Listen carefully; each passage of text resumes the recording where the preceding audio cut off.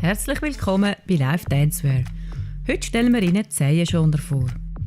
Zehenschoner sind für Tänzerinnen da, die in Spitzenschuhen tanzen.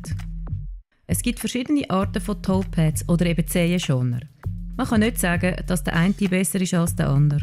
Das ist abhängig von der Fußform, von der Stärke des Fuß oder einfach in welchem man sich wohler fühlt. Live Dancewear bietet 3 verschiedene Arten von Zehenschoner an. Silikon-Zehenschoner von Live Dancewear,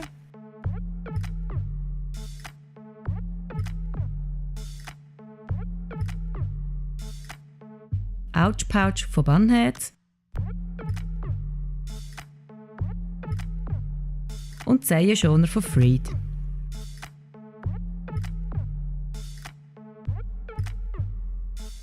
Hauptsächlich verwendet man Zehenschoner zum Vermeiden von Blattern an den Zehen. Falls Sie Zehentrenner verwenden, denken Sie daran, die vorher rein zu tun.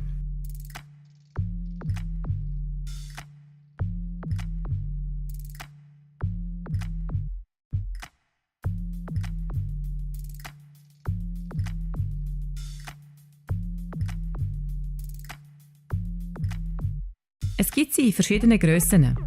Kaufen kann man sie online unter www.livedancewear.ch. Dort finden Sie auch alle Details und Angaben.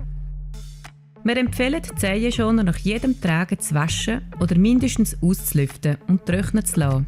Das außerhalb vom Schuh. Wenn Sie unser Video gut gefunden haben, liken oder abonnieren Sie doch unseren Videokanal. Bye, bis zum nächsten Video.